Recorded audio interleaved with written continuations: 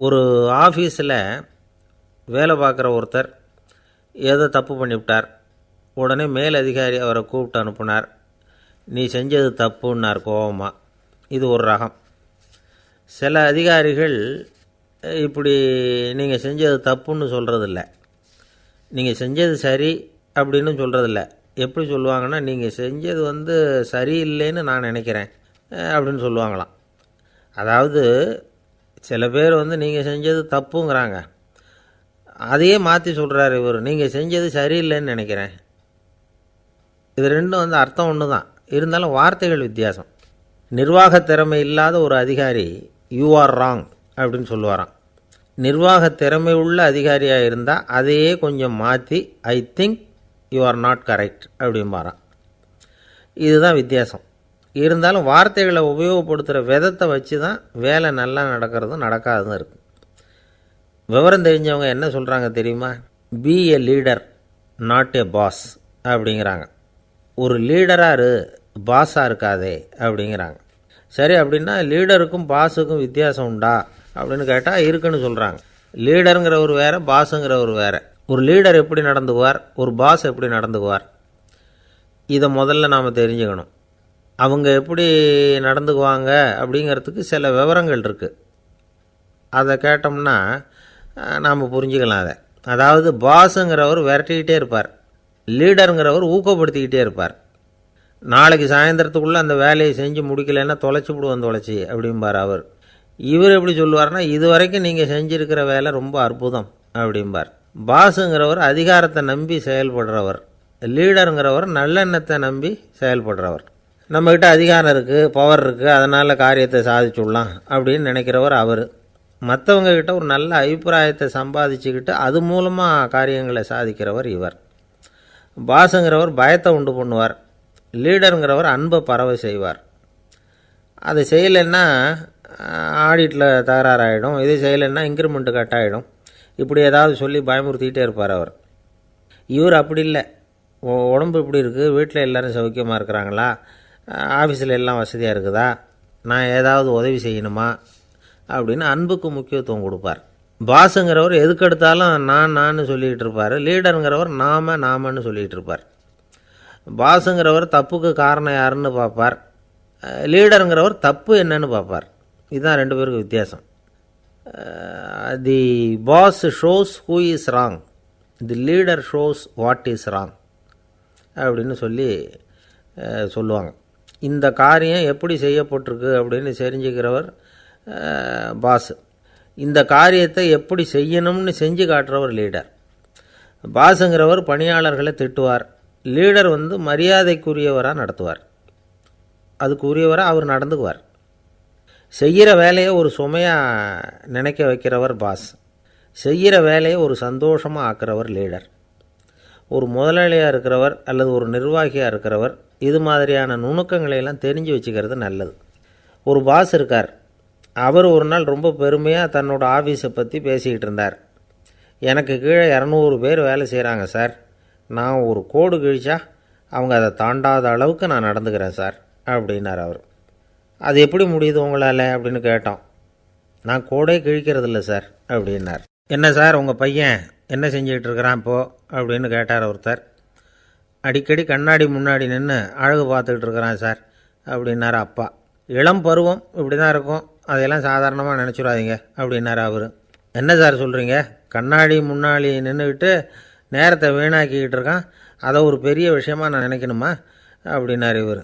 இளம் பருவத்தில் இளைஞர்களுக்கும் சின்ன பொண்ணுங்களுக்கும் அடிக்கடி கண்ணாடியில் பார்க்கணும்னு தோணும்.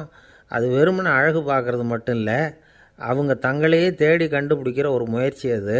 இது ஒரு மனோதத்துவ விளைவு. இது வரைக்கும் சின்ன பிள்ளையாக இருந்துட்டோம், இனிமேல் நாமளும் மற்றவங்க மாதிரி மனிதர்கள் தான் அப்படிங்கிற உணர்வு அவங்களுக்கு வருது. தங்களோட முகம் எப்படி இருக்குது, அழகு எப்படி இருக்குது, உடம்பு நேரம் எப்படி இருக்குது, முடி எப்படி இருக்குது அப்படிங்கிறதையெல்லாம் கண்டுபிடிக்கிறாங்க. அதுக்கப்புறம் இன்னொரு ஆணோ பொண்ணோ தன்னை கவனிக்கணும் அப்படின்னு நினைக்கிறாங்க. இதெல்லாம் மனோதத்துவ உண்மைகள், இதெல்லாம் இயற்கை. இதை பார்த்துட்டு பெற்றவங்க பிள்ளைங்க கெட்டு போட்டாங்க அப்படின்னு நினைக்கக்கூடாது, அவங்கள திட்டிக்கிட்டே இருக்கக்கூடாது. இன்றைக்கி பல குடும்பங்களில் இதுதான் நடந்துக்கிட்டு இருக்குது. மனுஷ வாழ்க்கையிலேயே இப்படியும் இல்லாத அப்படியும் இல்லாத ஒரு பருவம் இளம் பருவம். 13லேருந்து 19 வயசுக்கு உட்பட்ட ஆண்கள் பெண்கள் இந்த வகையை சேர்ந்தவங்க, டீனேஜ் குரூப். இவங்களை சின்னவங்கன்னு நினச்சிட முடியாது, பெரியவங்கன்னு நினச்சிட முடியாது. இவங்க ரொம்ப சென்சிட்டிவ். சமூகம் நினச்சா இவங்களை நல்லவங்களாகவும் ஆக்கலாம், கெட்டவங்களாகவும் ஆக்கலாம். கொஞ்சம் அக்கறை எடுத்துக்கிட்டால் பெரிய பெரிய மேதைகளையும் விஞ்ஞானிகளையும் உருவாக்கலாம். ஆனால் நடக்கிறது என்ன தெரியுமா? அநேகமாக இவங்களை யாருமே சரியாக புரிஞ்சுக்கிறதில்ல, இவங்களை சரியாக நடத்துறதும் இல்லை. இது வரைக்கும் நாம் சொல்கிறத கேட்டுக்கிட்டு இருந்தான், இப்போல்லாம் அவன் இஷ்டத்துக்கு நடக்க ஆரம்பிச்சுட்டான் அப்படின்னு வருத்தப்படுற பெற்றோர்கள் அதிகம். இது வருத்தப்படுற விஷயம் இல்லை, சந்தோஷப்பட வேண்டிய விஷயம். உங்கள் புள்ள சொந்தமாக யோசிக்க ஆரம்பிக்கிறதும் நடந்துக்க ஆரம்பிக்கிறதும் ஒரு தப்பான விஷயமா? அவன் கடைசி வரைக்கும் உங்கள் பேச்சையே கேட்டுக்கிட்டு இருக்கணுங்கிறது என்ன நியாயம்? இன்றைக்கி இளைஞர்களை பெரியவங்க தப்பாக புரிஞ்சுக்கிட்டு தவறாக நடத்துறதுனால தான் அவங்களுக்கு வெறுப்பு, எரிச்சல், மனக்கசப்பு எல்லாம் உண்டாகுது. பெற்றவங்க சரியாக மதிக்கிறது இல்லை அப்படிங்கிற ஒரே காரணத்தினாலேயே வீணாக போகிற பிள்ளைங்க இன்றைக்கி அதிகம். சரி, பெற்றவங்களுக்கு இன்றைக்கி என்ன தான் புத்தி சொல்ல வர்றீங்க அப்படின்னு கேட்குறீங்களா? நாம் எதையும் சொல்ல வரல, ஆனால் அது சம்பந்தமான சில நிபுணர்கள் சொல்லியிருக்கிறத உங்கள் காதில் போட்டு வைக்கலாம். அது என்னென்னா, பிள்ளைங்க கிட்ட அன்பு செலுத்துங்க. குழந்தையாக இருந்தப்போ எவ்வளவு பாசமாக இருந்தீங்க, வளர வளர அதை ஏன் குறைச்சிக்கிறீங்க? பெற்றவங்களின் அன்பான வார்த்தைகளுக்கு ஏங்குறவங்க தான் இன்றைய இளைஞர்கள். அவங்க எதை சொன்னாலும் அதை அக்கறையாக காது கொடுத்து கேளுங்க, அலட்சியப்படுத்தாதீங்க. அவங்க விரும்புகிறது உங்கள்கிட்டேருந்து ஒரு மதிப்பு, மரியாதை, அங்கீகாரம், இவ்வளவு தான். அவங்க அவங்களாவே முடிவுகள் எடுக்கட்டும், அதுக்கு நீங்கள் உதவியாக இருங்க, அது போதும். மற்றவங்க முன்னாடி, முக்கியமாக அவங்க நண்பர்கள் முன்னாடி அவங்கள பற்றி மட்டமாக பேசாதீங்க. அவங்கக்கிட்ட பொய் சொல்லக்கூடாது. நீங்கள் சொன்னது பொய்ன்னு தெரிஞ்சு போச்சுன்னா உங்கள் பேரில் அவங்களுக்கு இருக்கிற மதிப்பு போயிடும், நம்பிக்கை போயிடும். அவங்களுக்கு முன்னாடி நீங்கள் சண்டை போடக்கூடாது. உங்கள் பிள்ளைய எப்பவும் இன்னொரு பிள்ளையோட ஒப்பிட்டு பேசுகிற வேலையே வேணாம். கூட பிறந்த மற்றவங்களோட கூட ஒப்பிடக்கூடாது. இப்படி செஞ்சால் அவன் உங்ககிட்டையும் பிரியமாக இருக்க மாட்டான், அவங்ககிட்டையும் பிரியமாக இருக்க மாட்டான். புள்ளை எங்கே போகிறான், என்ன பண்ணுறான் அப்படின்னுலாம் துப்பறிஞ்சிக்கிட்டு இருக்கக்கூடாது. இளைஞர்கள் தனிமையை விரும்புகிறவங்க. அவங்கள பெட்டியில் வச்சு மூடி பாதுகாக்கணும்னு நினைக்கக்கூடாது. அவங்கள எப்படி பாதுகாக்கிறது அப்படிங்கிறது அவங்களுக்கே தெரியும். உங்கள் புள்ளை எப்படி நடந்துக்கணும்னு நீங்கள் எதிர்பார்க்குறீங்களோ அது மாதிரி நீங்கள் நடந்து காட்டுங்க, அது போதும். ஒரு வீட்டில் அப்பாவும் அம்மாவும் பேசிக்கிட்டு இருக்கிறாங்க. என்னங்க, நம்ம பொண்ணு பெரியவளாயிட்டா, அடிக்கடி கண்ணாடி முன்னாடி போய் நின்றுக்கிட்டு இருக்கிறா, சீக்கிரமாக ஒரு பையனை பார்த்து கல்யாணத்தை முடிக்காமல் இப்படி மசன்னு கல் மாதிரி உட்காந்துருக்குறீங்களே அப்படின்னு சத்தம் போட்டாங்க அந்த அம்மா. அவசரப்படாத, பார்க்குறதுக்கு கண்ணுக்கு அழகாக லட்சணமாக புத்திசாலியாக ஒரு பையன் கிடைக்க வேணாமா, அதுதான் பார்த்துக்கிட்டு இருக்கிறேன் அப்படின்னார் அப்பா. இதுக்கு அந்த அம்மா சொல்கிறாங்க, எங்கள் அப்பா இப்படியெல்லாம் நினச்சிக்கிட்டு இருந்திருந்தா எனக்கு கல்யாணமே ஆயிருக்காது தெரியுமா அப்படின்னாங்களாம். 1816 வருஷம் செப்டம்பர் மாதம் 11 பிரான்ஸ் தேசத்தில் உள்ள ஒரு மருத்துவமனை. அங்கே ஒரு இளம் டாக்டர் கொஞ்ச நாளைக்கு முன்னாடி தான் அந்த ஆஸ்பத்திரியில் புதுசாக வேலைக்கு சேர்ந்துருக்கிறார். அவர் பேர் ரெனே லெனக். அவர் அன்னைக்கு காலையில் அந்த மருத்துவமனையில் அப்படியே ரவுண்ட்ஸ் வந்துக்கிட்டு இருக்கிறார். வார்டில் ஒரு படுக்கையில் ஒரு இளம்பெண் படுத்திருக்கிறா. அந்த பொண்ணுக்கு இருதய நோயாக இருக்கலாம்ங்கிறது மற்ற டாக்டர்கள் சந்தேகம். அந்த காலத்துல எல்லாம் ஒருத்தருடைய இருதய துடிப்பை தெரிஞ்சுக்கணும்னா நோயாளியின் மார்பில் டாக்டர் காதை வச்சு பார்த்து தான் தெரிஞ்சுக்கிறது வழக்கம். ஆனால் இந்த பெண்ணும் இளம்பெண், அந்த டாக்டரும் புதுசாக சேர்ந்துருக்கிறவர். அதனால் பரிசோதனை பண்ண தயங்கினார். கொஞ்ச நேரம் யோசனை பண்ணார். திடீர்னு ஒரு ஞாபகம் வந்தது அவருக்கு. அதாவது அன்றைக்கி விடியற் காலையில் தோட்டத்தில் அப்படி வாக்கிங் போயிட்டு இருந்தப்போ சின்ன பசங்கள்லாம் ஒரு மரக்கட்டையை வச்சு விளையாடிக்கிட்டு இருந்தாங்களாம். அதை இவர் பார்த்துருக்கிறார். அது என்ன விளையாட்டுனா, ஒரு நீளமான மரப்பலகை, அதில் ஒரு முனையில் ஒரு பையன் தன்னுடைய காதை வச்சுக்கிட்டு இருக்கிறான், மறுமுனையில் இன்னொரு பையன் அந்த மரப்பலகையை ஒரு ஆணியால் கீறிக்கிட்டு இருக்கிறான். ஒரு முனையில் ஆணியால் கீறும் பொழுது மறுமுனையில் காதை வச்சிருக்கிற பையனுக்கு அந்த சத்தம் துல்லியமாக கேட்குது. அந்த டாக்டருக்கு காலையில் பார்த்த இந்த விளையாட்டு ஞாபகத்துக்கு வந்துட்டுது. உடனே என்ன பண்ணார் தெரியுமா? ஒரு நீளமான காகிதத்தை எடுத்தார். அதை அப்படியே உருளை மாதிரி உருட்டினார். ஒரு முனையை அந்த நோயாளியின் மார்பில் இடது பக்கம் வச்சார், இன்னொரு முனையில் தன்னுடைய காதை வச்சார். என்ன ஆச்சரியம்! நோயாளியின் மார்பில் நேரடியாக காதை வச்சு கேட்குறத விட துல்லியமாக கேட்டுது இதய துடிப்பு. இதய துடிப்பு மட்டும் இல்லை, மூச்சு இழுத்து விடுறது, திரவ பொருள்களின் அசைவு, எல்லா சத்தமும் தெளிவாக கேட்குது. கிரேக்க மொழியில் ஸ்டெத்தாஸ் அப்படின்னா மார்பு, ஸ்கோப்பின் அப்படின்னா பார்ப்பதுன்னு அர்த்தம். அதனால் டாக்டர் ரெனே லெனக் தான் கண்டுபிடிச்ச கருவிக்கு ஸ்டெத்தஸ்கோப் அப்படின்னு பேர் வச்சார். அவரே முதல் மாடலையும் செஞ்சார். அளவு ரொம்ப பெருசாக இருந்தது. சுலபமாக எடுத்துகிட்டு போகிறது கஷ்டம், அது அவ்வளோ கஷ்டமாக இருந்தது அது. அதனால் அவரே அதை அப்புறம் 2 பிரிவாக தயார் பண்ணார். இது 2 துண்டையும் டாக்டர் தன்னோட கோட்டு பாக்கெட்டில் வச்சுக்கலாம், தேவைப்படுறப்ப எடுத்து ஒன்றா சேர்த்துக்கலாம். இப்படி தான் அவர் ஆரம்பத்தில் பண்ணார். தன்னுடைய இந்த கண்டுபிடிப்பை பற்றி அவர் ஒரு புத்தகம் எழுதினார். நிறைய விற்றுது, புகழும் பணமும் சேர்ந்தது. பணமும் புகழும் வந்து சேர்ந்தது மாதிரியே அவருக்கு ஒரு நோயும் வந்து சேர்ந்தது. அது என்ன நோயின்னு கண்டுபிடிக்கிறதுக்கும் அவர் கண்டுபிடிச்ச கருவி தான் உபயோகப்பட்டு தான். அவரே அதை கண்டுபிடிச்சார். அவருக்கு வந்திருந்தது காச நோய். 1826ஆம் வருஷம் ஆகஸ்ட் மாதம் 13ஆம் தேதி உலகத்தின் முதல் ஸ்டெதஸ்கோப்பை கண்டுபிடிச்ச டாக்டர் ரெனே லெனக் காலமானார். அவர் சாகிறதுக்கு முன்னாடி மரத்தால் செஞ்சு வச்சுருந்த ஸ்டெதஸ்கோப்பை தனக்கு வேண்டியப்பட்ட ஒரு டாக்டர்கிட்ட கொடுத்து, என்னுடைய சொத்துக்கள்லேயே ரொம்ப வசந்தது அப்படின்னு சொன்னாராம். அதுக்கப்புறம் 3 வெள்ளைக்காரங்க சேர்ந்து இந்த கருவியில் சில மாற்றங்களை பண்ணாங்க. ஆனால் 1829 லண்டனில் டாக்டர் நிக்கோலஸுங்கிறவர் ஒரு காதால் இதய துடிப்பை கேட்குறத விட டாக்டர் 2 காதாலையும் கேட்குறது தான் சரியாக இருக்கும் அப்படின்னு ஒரு கருத்தை வெளியிட்டார். அதுக்கப்புறம் ரொம்ப காலம் கழித்து 1852 ஜார்ஜ் காமான் அப்படிங்கிறவர் ரப்பர் டியூபுகளை உபயோகப்படுத்தி 2 காதாலையும் கேட்குற மாதிரி ஒரு புதிய வடிவத்தை அதுக்கு கொடுத்தார். அதுக்கு பிறகு அது படிப்படியாக எவ்வளவோ மாற்றங்கள் இருந்தாலும் ஆரம்பத்தில் டாக்டர் ரெனே லெனக் உருவாக்கின அடிப்படை மாடலை யாரும் மாற்றி அமைக்கலைங்கிறது தான் முக்கியமான விஷயம். நமக்கு தெரிஞ்ச ஒரு ஆஸ்பத்திரி, அதில் ஒரு நோயாளி, காலை நேரத்தில் நர்ஸு அந்த பக்கமாக போய்கிட்டு இருந்தாங்க. அதை பார்த்துட்டு ஒரு நர்ஸுன்னு கத்துறார். நர்ஸு அவசரமாக ஓடி வந்து என்ன விஷயம்னு கேட்டாங்க. சிஸ்டர், இங்கே பாருங்கள், உங்கள் டாக்டரை என் நெஞ்சில் ஒரு காதை வச்சு கேட்டுக்கிட்டு இருக்கிறார் அப்படின்னார் நோயாளி. சிஸ்டர் பதட்டப்படாமல், அதனால் என்ன, இந்த டாக்டர் பழமையான விஷயங்களில் ரொம்ப நம்பிக்கை உள்ளவர், அதனால் ஸ்டெதாஸ்கோப்பை உபயோகப்படுத்தாமல் காதை வச்சு கேட்குறார், அது ஒன்றும் தப்பு இல்லை அப்படின்னாங்களாம். ஐயோ, அதுக்காக இல்லை சிஸ்டர், இவர் என் நெஞ்சு மேலே தலையை வச்சது நேற்று ராத்திரி 9 மணி, இப்போ விடிஞ்சு போச்சு, இன்னமும் தலையை எடுக்கவே இல்லை, அதுக்காக தான் சந்தேகப்பட்டு உங்களை கூப்பிட்றேன். அரேபிய நாடு, அங்கே ஒரு ஆட்சி தலைவர், அரேபிய நாட்டு ஆட்சி பொறுப்பை ஏற்றுக்கிட்டவர். அவர் ஆட்சி பொறுப்பை ஏற்றுக்கிட்ட பிறகு ஒரு நாள் ஒரு தெருவில் நடந்து போய்கிட்டு இருந்தார். அவர் தோளில் ஒரு பெரிய துணி மூட்டை, அதை சுமந்துக்கிட்டு கடத்தெருவை நோக்கி அவர் போய்கிட்டு இருக்கிறார். வழியில் அவரை சந்தித்தார் உமர். அவர் கேட்டார், கலீஃபா அவர்களே, எங்கே புறப்பட்டுட்டீங்க அப்படின்னு கேட்டார். கலீஃபான்னா ஆட்சி தலைவர்னு அர்த்தம். இதுக்கு அவர் சொன்னார், நான் துணி வணிகம் செய்கிறவன், அதனால் துணி வியாபாரம் செய்கிறதுக்காக போயிட்டுருக்கிறேன்னார்.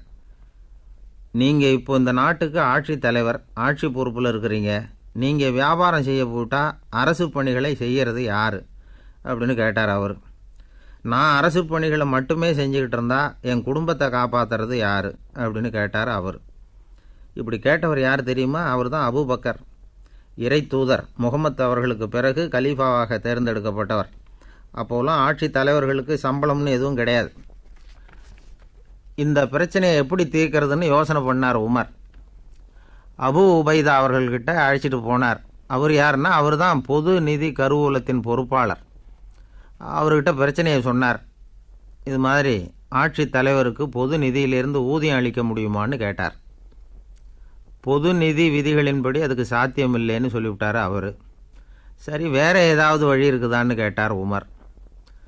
அபு உபைதா கொஞ்சம் யோசனை பண்ணி பார்த்தார். அப்புறமா சொன்னார், மக்காவிலிருந்து மதீனாவுக்கு குடிபெயர்ந்து வந்த அகதிகளுக்கு நிதி உதவி அளிக்கிறதுக்கு விதிகளில் இடம் இருக்கு. அப்படி பார்த்தா அபூபக்கரும் அகதி தானே, அதனால் எல்லா அகதிகளுக்கும் கொடுக்கறது மாதிரியே அவருக்கும் ஒரு தொகை அளிக்கலாம்னார். கலீஃபா அபூபக்கருக்கு இந்த அகதி உதவி தொகையைத்தான் கொடுத்துட்டு வந்தாங்களாம். குடும்ப செலவுக்கு அது போதுமானதாக இல்லை.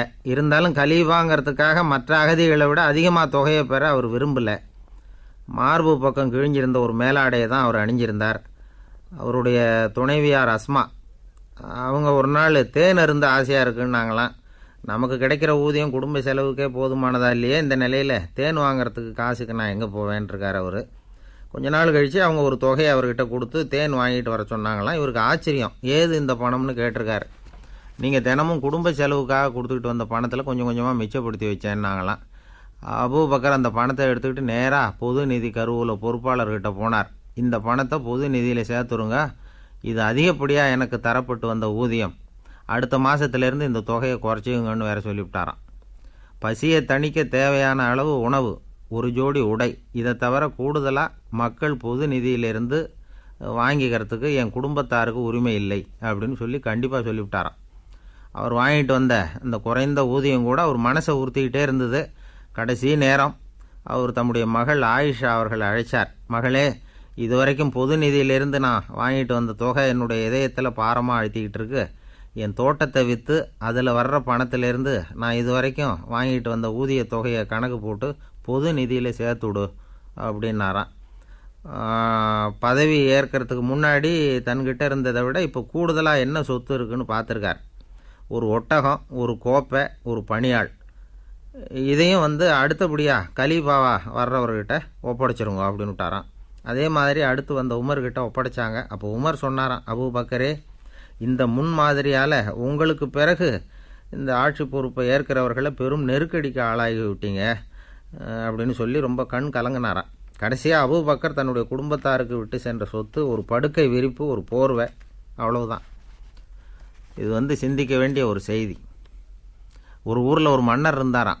அமைச்சர் அவர்கிட்ட சொன்னாராம், மன்னா, நம்ம ராஜ்யத்தில் இனிமே லஞ்ச ஊழலே இருக்காதுன்னாராம்.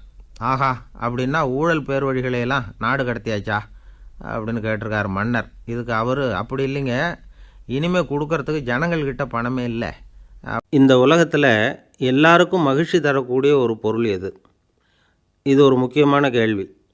இந்த கேள்விக்கு பொருத்தமான ஒரு பதிலை உங்களால் சொல்ல முடியுமா? அதாவது கொஞ்சம் யோசித்து பார்த்தா பணம்னு சொல்லலாமா? இப்போ கையில் காசு இல்லாதவங்ககிட்ட ஒரு 10 ரூபாயை கொடுத்தா அது அவனுக்கு சந்தோஷத்தை கொடுக்கும். ஏற்கனவே வருமான வரி பிரச்சனையில் சிக்கி இருக்கிறவர்கிட்ட இன்னும் கொஞ்சம் பணம் இந்தாங்கன்னு சொல்லி கொடுத்தோம்னா அது அவருக்கு சங்கடத்தை தான் கொடுக்கும். அதனால் அந்த கேள்விக்கு பணங்கிறது பொருத்தமான பதிலாக இருக்க முடியாது. கேள்வி என்னென்னா, இந்த உலகத்தில் எல்லாருக்கும் மகிழ்ச்சி தரக்கூடிய ஒரு பொருள் எது? சரி, இனிப்புன்னு சொல்லலாமா? ஏன்னா எல்லாருக்கும் இனிக்க தானே செய்யும். அதுலேயும் ஒரு சிக்கல் இருக்குது. சர்க்கரை வியாதிக்காரங்களுக்கு அது என்ன சந்தோஷத்தையாக கொடுக்கும்? ஆக எல்லாருக்கும் வேறுபாடு எதுவும் இல்லாமல் மகிழ்ச்சியை கொடுக்கக்கூடியது வேறு ஏதோ ஒன்று இருக்குது. அது என்னன்னு கண்டுபிடிக்கணும். அதுதான் இன்றைக்கி தகவல். இப்போ அதை கண்டுபிடிக்கணும்னா இந்த கதையை கேட்கணும். அது என்ன கதைன்னா, ஒரு ஊரில் ஒரு ராஜா இருந்தார். அவருக்கும் இதே சந்தேகம் வந்துட்டுது. அதாவது எல்லாருக்கும் இன்பம் தரக்கூடிய பொருள் எது அப்படின்னு. இதுக்கு பதில் தெரிஞ்சுக்கிறதுக்கு ஆசைப்பட்டார். சரி, அதுக்கு என்ன செய்யலாம்னு யோசனை பண்ணார். நாட்டு மக்களுக்கு பகிரங்கமாக ஒரு அறிவிப்பு கொடுத்தார். நம்ம நாட்டு மக்கள் இன்பம் தரக்கூடிய பொருள் எதுன்னு நினைக்கிறாங்களோ அதை கொண்டுக்கிட்டு அரண்மனையில் உள்ள கண்காட்சி மண்டபத்தில் வைக்கலாம். அப்படி அவங்க வைக்கிற பொருள்களில் எது எல்லாருக்கும் இன்பம் தரக்கூடியதாக இருக்குமோ அதை வச்சவருக்கு 1000 பொற்காசுகள் பரிசு அப்படின்னு அறிவிப்பு கொடுத்துட்டார். ஜனங்கள் இந்த அறிவிப்பை கேட்டாங்க. அதுக்கப்புறம் சும்மா இருப்பாங்களா? 1000 பொற்காசுன்னா சும்மாவா? அவங்க கையில் என்னென்ன கிடைச்சதோ அதையெல்லாம் கொண்டாந்து அரண்மனை காட்சி மண்டபத்தில் வச்சுட்டாங்க. அதுக்கப்புறமா ராஜா அங்கே வந்தார். ஒவ்வொன்றா பார்த்துக்கிட்டே வந்தார். முதல்ல ஒரு குயில் இருந்தது, இனிமையாக பாடக்கூடிய குயில். இந்த குயிலோட இன்னிசை எல்லாருக்கும் இன்பம் தரக்கூடியது தான். இருந்தாலும் காது கேட்காதவங்களுக்கு இந்த இசை எப்படி இன்பம் தர முடியும்? அதனால் இது சரியில்லைன்னு விட்டார். அடுத்தபடியாக போனார். அங்கே என்ன வச்சுருக்குறாங்கன்னு பார்த்தா ஒரு அழகான மயில் அங்கே தோகை விரித்து ஆடிக்கிட்டு இருக்குது. இந்த மயிலோட ஆட்டம் மனசுக்கு இன்பம் தரக்கூடியது தான். இருந்தாலும் பார்வை இல்லாதவங்க இந்த ஆட்டத்தை பார்த்து ரசிக்க முடியுமா? முடியாது. அதனால் இதுவும் சரியில்லை அப்படின்னு சொல்லிவிட்டார். அதுக்கு அடுத்தபடியாக போனார். பல வகையான இனிப்பு பண்டங்களை வச்சுருந்தாங்க. பார்த்தார், வயசானவங்களுக்கும் நோயாளிகளுக்கும் இது இன்பம் தராது, துன்பம்தான் கொடுக்கும் அப்படின்னார். இப்படி ஒவ்வொன்றா பார்த்துக்கிட்டே போகிறார். அழகான மலர்கள், கனிகள், ஓவியங்கள் எதுவுமே பொருத்தமாக தெரியல. சகல பேருக்கும் இன்பம் தரக்கூடிய வகையில் எதுவும் இல்லை. கடைசியாக வந்தார். அங்கே ஒரு களிமண் பொம்மை இருந்தது. அது என்ன பொம்மை தெரியுமா? பசியால் வாடி இருக்கிற ஒருத்தருக்கு ஒரு அம்மா இனிமையாக பேசிக்கிட்டு சோறு போடுறது மாதிரி அந்த பொம்மையை செஞ்சுருந்தாங்க. அதுக்கு கீழே அன்பு அப்படின்னு எழுதியிருந்தது தான். ராஜா பளிச்சுன்னு ஒரு முடிவுக்கு வந்தார். அந்த பொம்மையை செஞ்ச சிற்பியை வரவழைச்சார், பரிசு கொடுத்தார். அன்பு ஒன்று தான் எல்லாருக்கும் இன்பம் அளிக்கக்கூடிய பொருள். காது கேட்காதவங்களும் அதை கேட்க முடியும், பார்வை இல்லாதவங்களும் அதை பார்க்க முடியும், குழந்தைகளும் அதை உணர முடியும் அப்படின்னு அதுக்கு விளக்கம் கொடுத்தார் அந்த மன்னர். இந்த உலகத்தில் எல்லாருக்கும் மகிழ்ச்சி தரக்கூடிய ஒரு பொருள் அன்பு தான். அதை புரிஞ்சுக்கிட்டு தான் சில கணவன்மார்கள் மனைவி பேரில் ரொம்ப அன்பை காட்டிக்கிறது வழக்கம். ஒரு வீட்டு வாசப்படி பக்கமாக மழைக்கு வந்து ஒதுங்கினார் ஒருத்தர். மழை தூறிக்கிட்டு இருந்தது, இருட்டு நேரம். அந்த வீட்டில் இருந்தவர், இன்றைக்கி ராத்திரி வேணும்னா இங்கேயே தங்கிட்டு காலையில் போங்க அப்படின்னார். உடனே இவர் சொன்னார், ரொம்ப நன்றிங்க, ஒரு 10 நிமிஷத்தில் இதை வந்துவிடுறேன் அப்படின்னு சொல்லிவிட்டு எங்கேயோ ஓடினார். 10 நிமிஷம் கழித்து திரும்பி வந்தார். ஆமாம், எங்கே போயிட்டு வந்தீங்கன்னு கேட்டார் வீட்டில் இருந்தவர். நேராக எங்கள் வீட்டுக்கு போய் மனைவிக்கிட்ட இன்றைக்கி ராத்திரி இங்கேயே தங்கிக்கிறேன்னு சொல்லிவிட்டு வந்துவிட்டேன் அப்படின்னார் அவர். அன்பில் இது ஒரு ரகம். ஆசைப்படுறதில் தப்பு இல்லை, ஆனால் அந்த ஆசை தேவைக்கு தகுந்த மாதிரி இருக்கணும். தேவைக்கு மீறிய ஆசைகள் இருக்குது பாருங்கள், அது தேவையில்லை. இந்த கருத்தை வலியுறுத்தது மாதிரி ஒரு கதை உண்டு. தேவேந்திரனுக்கு திடீர்னு வீடு கட்டணும்னு ஒரு ஆசை வந்து தான். வீடுன்னா நாம் கட்டுற மாதிரி இல்லை. தேவேந்திரன் வீடுன்னா சும்மாவா? ஒரு பிரம்மாண்டமான அரண்மனை கட்டணும். அது மாதிரி இந்த 3 லோகத்துலேயும் ஒரு அரண்மனை கிடையாது அப்படின்னு எல்லாரும் சொல்லணும். இது அவனோட ஆசை. உடனே தேவ தச்சரான விஸ்வகர்மாவை கூப்பிட்டான், உத்தரவு போட்டான். விஸ்வகர்மா தன்னுடைய உதவியாளர்களை எல்லாம் கூப்பிட்டு ஒன்றா சேர்த்துக்கிட்டார். படாத பாடுபட்டு ஒரு பெரிய அரண்மனையை கட்டி முடித்தார். கட்டி முடிக்க 1000 வருஷம் ஆச்சு. தேவேந்திரன் வந்து பார்க்குறான். அவனுக்கு திருப்தி ஏற்படலை. என்னுடைய அந்தஸ்துக்கு இது ரொம்ப சாதாரணமான கட்டிடம், இதை விட இன்னும் பெருசாக கட்டு அப்படின்னா. தேவ தச்சர் திணறி போயிட்டார். அவரால் அதுக்கு மேலே எதுவும் செய்ய முடியல. என்ன பண்ணுறதுன்னு யோசனை பண்ணார். நேராக நாரதர் காலில் போய் விழுந்தார். நீங்கள் தான் என்னை இந்த பிரச்சனையிலேருந்து காப்பாற்றணும்னார். நாரதர் யோசனை பண்ணார். சரி, கவலைப்படாதேன்னார். நேராக இந்திரன்கிட்ட போனார். இந்திரன் வந்து நாரதரை பார்த்த உடனே வாங்கன்னு கூட்டிகிட்டு போய் அரண்மனையை காட்டினான். இது மாதிரி ஒரு அரண்மனையை நீங்கள் வேறு எங்கேயாவது பார்த்துருக்குறீங்களா அப்படின்னு ரொம்ப பெருமையாக கேட்டான். நான் பார்த்ததில்லை, ஆனால் என்னை விட வயசில் மூத்தவர் மகரிஷி லோமேசர், அவர் ஒரு வேளை பார்த்துருக்கிறாரோ என்னமோ அப்படின்னார். உடனே அவரை மனசில் நினச்சி தியானம் பண்ணினார். அடுத்த கணம் லோமேசர் அங்கே வந்தார். இடையில் ஒரு சின்ன துண்டு, கையில் ஒரு கமண்டலம், தலையில் ஒரு பாய், அவ்வளவுதான் அவர்கிட்ட இருந்தது. எதுக்காக தலையில் எந்த பாய் அப்படின்னு கேட்டான் இந்திரன். என்ன மாதிரி அற்ப ஆயுள் உள்ள ஒரு ஜீவன் தனியாக வீடு கட்டிக்கிட்டு திண்டாடணுமா? இந்த பாய் தான் ஒரு வீடு மாதிரி எனக்கு நிழல் கொடுக்குது அப்படின்னார் அவர். என்னது, உங்களுக்கு வந்து அவ்வளவு கொஞ்சமான ஆயுளா அப்படின்னு ஆச்சரியத்தோடு கேட்டான் இந்திரன். ஆமாம், இதை பாரு, என்னுடைய மார்பில் ஒரு பொற்காசு அளவுக்கு ரோமம் உதிர்ந்துட்டுது. எப்போ என் உடம்புல உள்ள எல்லா ரோமமும் உதிர்ந்துருமோ அப்போ என்னுடைய ஆயுள் முடியும் அப்படின்னார். எப்போ அந்த ரோமங்கள் பூரா உதிரும்னு கேட்டான் இவன். ஒரு பிரம்மா மறைஞ்சதும் ஒரு ரோமம் உதிரும். என் உடம்புல உள்ள ரோமங்களின் எண்ணிக்கை எவ்வளவோ அவ்வளவு பிரம்மாக்கள் தோன்றி அவங்க ஆயுள் முடியும் பொழுது என் உடம்புல உள்ள ரோமங்கள் பூரா உதிரும் அப்படின்னார். அப்படின்னா ஒரு பிரம்மாவோட ஆயுள் எவ்வளவு காலம்னு கேட்டான். ஒரு பிரம்மாவுக்கு 100 தேவ வருஷம். ஒவ்வொரு தேவ வருஷத்துக்கும் 365 தேவ நாள். ஒவ்வொரு தேவ நாள்லேயும் ஒன்றை மாதிரி 14 இந்திரர்கள் தோன்றி மறைகிறாங்க அப்படின்னு மகரிஷி லோமேசர் சொல்கிறார். இதை கேட்டதும் இந்திரன் ஆடி போயிட்டான். அவ்வளவு ஆயுள் உள்ள இவரே அற்ப ஆயுள்னு சொல்கிறார். நான் என்னுடைய ஆயுளை பெருசாக நினச்சிக்கிட்டு பிரம்மாண்டமான அரண்மனை கட்டணும்னு ஆசைப்படுறேனே அப்படின்னு நினச்சான். எனக்கு வீடு கட்டின வரைக்கும் போதும்னு விட்டான். அதனால் நாமெல்லாம் நம்முடைய தேவைக்கு தகுந்த மாதிரி ஆசைப்படுறது தான் நியாயம். ஆனால் அப்படியே நடந்துக்கிறோம். மனுஷன் வந்து கடவுளையே ஏமாற்றி காசு வாங்கிறதுக்குள்ள ஆசைப்படுறான். ஒருத்தன் கடவுளை நினச்சி தவம் இருந்தான். கடவுள் நேரில் வந்தார். தேவலோகத்தில் ரூபாய்க்கெல்லாம் என்ன மதிப்புன்னு கேட்டான். அங்கெல்லாம் ரூபாய்ங்கிறது உங்கள் பணத்தில் 1 கோடி ரூபாய்க்கு சமம். அதாவது தேவலோகத்தில் 1 ரூபான்னா இங்கே 1 கோடி ரூபா. அது மாதிரி எங்களுக்கு ஒரு நாளுங்கிறது உங்கள் கணக்கில் 1 கோடி வருஷத்துக்கு சமம் அப்படின்னார் கடவுள். அப்படின்னா எனக்கு நீங்கள் அதிகமாக எதுவும் தர வேணாம், உங்கள் கணக்குப்படி ஒரே 1 ரூபா கொடுங்க, அது போதும்னா இவன் ரொம்ப சாமர்த்தியமாக.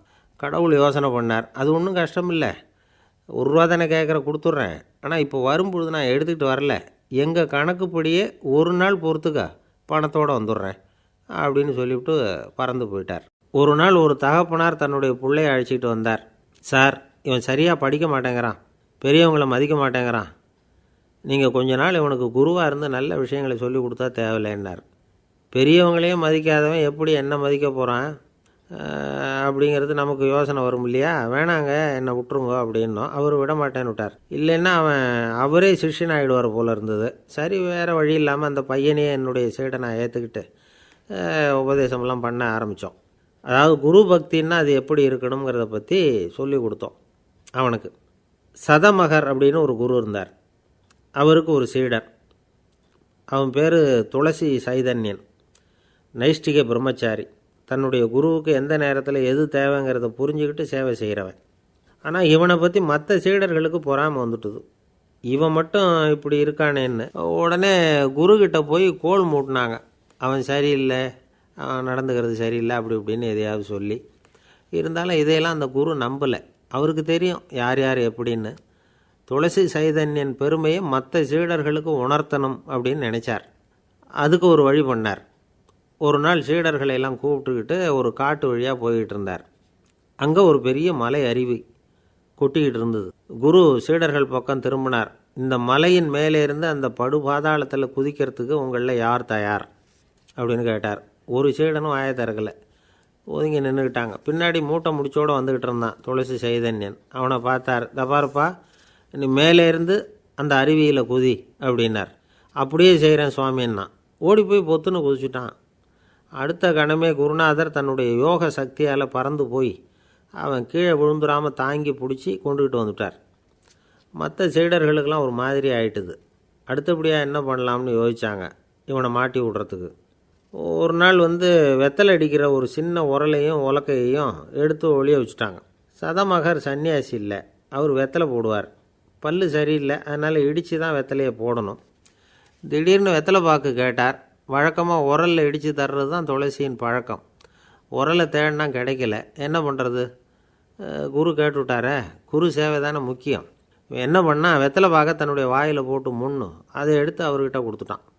குரு எதையோ படிச்சுக்கிட்டே அதை வாங்கி வாயில் போட்டுக்கிட்டார். துளசி இன்றைக்கி தாம்பூலம் நல்லா இடிக்கப்பட்டிருக்கு, ருசியாக வேறு இருக்குது, அதை இடித்த பாத்திரத்தை என் கண்ணால் பார்க்கணும்னு ஆசையாக இருக்குன்னு விட்டார். அதை மட்டும் அனுப்பி போய் நீ வர வேண்டான்னு வேற சொல்லிவிட்டார். இதை கேட்டதும் துளசி தவிச்சு போயிட்டான். இவன் போகாமல் எப்படி வாயை மட்டும் அனுப்பி வைக்க முடியும்? இவன் தவிக்கிறத பார்த்ததும் மற்ற சீடர்களுக்கெல்லாம் மனசுக்குள்ளே ரொம்ப சந்தோஷம். துளசி கொஞ்சமும் யோசிக்கலை. வாழை எடுத்தான், தன்னுடைய தலையவே அப்படியே அறுத்து வெட்டி எடுத்தான். இன்னொரு சீடங்கிட்ட கொடுத்துட்டான், எடுத்துகிட்டு போன்னு சொல்லி. கொண்டுகிட்டு போய் குரு முன்னாடி வைக்கிறாங்க. அந்த தலையில் வாய் திறந்துருக்கு, வெத்தலை போட்டு முன்னு இருந்தது, தெரிஞ்சு போச்சு, சிவப்பாக இருந்தது. அவனுடைய குரு பக்தியை இப்போ எல்லாரும் ஒத்துக்கிட்டாங்க. அதுக்கப்புறம் குரு சதமகர் தன்னுடைய அற்புத திறமையினால் அந்த தலையை மறுபடியும் ஒட்ட வச்சுட்டார். துளசிக்கு உயிர் வந்துட்டுது. இப்படி ஒரு பெரிய கதை உண்டு. அதாவது துளசி சைதன்யன் அவனுடைய குரு பக்தி எப்படி அப்படின்னு கேட்டோம். ரொம்ப அபாரம் அப்படின்னு அந்த பையன் அடக்கமாக, சும்மா விளையாட்டுக்காக தான் அப்படி அவங்ககிட்ட கேட்டோம். ஏன்பா உன்னுடைய குரு பக்தியை என்கிட்ட காட்டுறதுக்கு உன்னோட கழுத்தை நீயே அறுக்கணும்னு நான் சொன்னால் அதை நீ செய்வியா அப்படின்னு கேட்டோம். என்னுடைய கழுத்தை நானே அறுக்க வேண்டிய அவசியம் இல்லை சார் அப்படின்னா அவன். ஏண்டான்னு, அதே காரியத்தை தான் இனிமேல் நீங்கள் தினமும் செய்ய போகிறீங்களே சார் அப்படிங்கிறான். ஒருத்தர் ரொம்பவும் மகிழ்ச்சியாக வந்துக்கிட்டு இருந்தார். என்ன விஷயம்னு விசாரித்தேன். நான் தோற்று போயிட்டேன், அதுதான் மனசுக்கு மகிழ்ச்சியாக இருக்குது அப்படின்னார். எனக்கு இது ரொம்ப ஆச்சரியமாக போச்சு. இந்த உலகத்தில் தோற்று போகிறவங்க யாரும் மகிழ்ச்சியாக இருக்கிறதில்ல. அப்படி இருக்கிறப்ப இவர் இப்படி சொல்கிறாரே, எங்கே தோற்று போனீங்கன்னு கேட்டேன். அதுக்கப்புறம் தான் அவர் விவரமாக சொன்னார். என்னோட 5 வயசு குழந்தையோடு நான் விளையாடிக்கிட்டு இருந்தேன். அந்த விளையாட்டில் என் குழந்தை ஜெயிச்சுட்டுது, நான் தோற்று போயிட்டேன் அப்படின்னார் ரொம்ப உற்சாகமாக. நான் யோசித்து பார்த்தேன். அதாவது நாம் சின்ன குழந்தையாக இருக்கிறப்போ எந்த விளையாட்டில் கலந்துக்கிட்டாலும் அதில் நாம் தான் ஜெயிக்கணும்னு ஒரு வெறி நமக்குள்ளே இருக்கும். நம்மளை எதிர்த்து விளையாடுறவர் நல்லவரா கெட்டவரா, பெரியவரா சின்னவரா அப்படிங்கிறதெல்லாம் முக்கியம் கிடையாது. அவர் தோற்று போகணும், நாம் ஜெயிக்கணும், அதுதான் முக்கியம். எதிரியை சந்தோஷப்படுத்த விளையாடுகிற கலை அப்போ நமக்கு தெரியறதில்ல. வாழ்க்கையில் ஒரு பக்குவம் வந்ததுக்கு அப்புறம் வெற்றி பெறணுங்கிற மன அழுத்தம் போயிடுது. போட்டியில் ஜெயிக்கணுங்கிறத விட குழந்தையை சந்தோஷப்படுத்தணுங்கிறது முக்கியமாக போச்சு. ஜெயிக்கணுங்கிற வெறி ஓடி போட்டுது. ஒரு குழந்தையாக இருந்தப்போ நம்ம வளர்ச்சிக்கு உதவிய வெறி பெரியவனானதுக்கு பிறகு நமக்கு எதிரியாக மாறுது. அதை சரியான சமயத்தில் நாம் புரிஞ்சுக்கிட்டோம்னா போதும், நாம் பொழைச்சிக்கலாம். ஒவ்வொரு மனுஷனுமே வாழ்க்கையோட அடுத்த கட்ட வளர்ச்சியில் அடி எடுத்து வைக்கிற நேரத்தில் தன்கிட்ட இருந்து ஏதோ ஒரு குணத்தை அல்லது தன் குணம் இருந்த ஏதோ ஒரு உறவை நாம் இழக்கத்தான் வேண்டியிருக்குது. ஒரு கட்டம் வரைக்கும் உதவியாக இருந்த குணம் அடுத்த கட்டத்துக்கு தடையாக கூட மாறிடலாம். இந்த பரிமாண மாற்றத்துக்கு உள்ளாகிற ஒவ்வொருத்தரும் பிரத்யட்சமாக இதை உணர்கிறாங்க. ஆனால் பல பேர் எப்படின்னா பழசை திறந்துவிட்டு புதிய கொள்கைகளை உருவாக்கிக்கிறதுக்கு இஷ்டம் இல்லாமல் இருந்துவிடுறாங்க, அல்லது அப்படி செய்ய முடியாமல் தவிக்கிறாங்க. இதையெல்லாம் மீறி அந்த பழசை திறந்துவிட்டா அதை இழந்ததால் உண்டாகிற மன அழுத்தம் சில காலத்துக்கு வருத்திக்கிட்டு தான் இருக்கும், வேறு வழி இல்லை. ஆரோக்கியமான ஒரு முன்னேற்றத்துக்காக அந்த மன அழுத்தத்தை தாங்கிக்கத்தான் வேணும் அப்படிங்கிறாரு அந்த உலக புகழ்பெற்ற மேதை ஒருத்தர், இந்த ஸ்காட் பெக் அப்படிங்கிறவர். பிறந்த நாள் முதல் இதுதான் சரி அப்படின்னு கற்பிக்கப்பட்டு வந்த ஒவ்வொரு தத்துவத்தையும் தங்களுடைய வளர்ச்சிக்கு தகுந்த மாதிரி மாற்றி அர்த்தப்படுத்தி கொள்ள முடியாமல் வாழ்க்கை சூழலில் அப்படியே அரைப்பட்டு தூளாகிறவர்கள் தான் ரொம்ப தவிக்கிறாங்களாம். இதுதான் அவருடைய கருத்து. பெரும்பாலும் மனிதர்களுடைய நடுத்தர வயசில், அதாவது 30 தாண்டுகிற சமயத்தில் தான் இந்த தவிப்பு உண்டாகுதான். இதை தான் மேற்கத்திய நாடுகளில் அடிக்கடி மிட் லைஃப் கிரைசிஸ் அப்படின்னு சொல்கிறாங்க. அப்பப்போ பழசையெல்லாம் தொலைச்சி விட்டு புதுசாக பிறக்கிறதுக்கு கற்றுக்கணும்.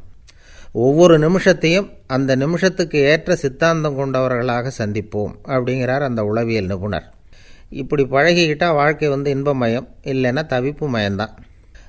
பழசை தொலைக்க முடியாதவர்களில் எத்தனையோ பேர் உண்டு, எத்தனையோ ரகம் உண்டு. அதில் வேடிக்கையான நண்பர்களும் உண்டு. ஒருத்தர் நண்பர் வீட்டுக்கு போனார். அவர் ஏதோ இனிப்பு பலகாரம் கொடுத்து சாப்பிட சொல்லியிருக்கிறாங்க அவங்க வீட்டில். இவர் சாப்பிட்டு பார்த்துட்டு சொன்னாராம், சார் 6 மாதத்துக்கு முன்னாடி ஒரு தடவை இங்கே வந்தேன், அப்போது ஒரு இனிப்பு பலகாரம் கொடுத்தீங்க, அது இதை விட நல்லா இருந்தது சார் அப்படின்னாராம். அப்போ செஞ்ச அதே இனிப்பு பலகாரம் தான் சார் இதுவும் அப்படின்னாராம் அவர்.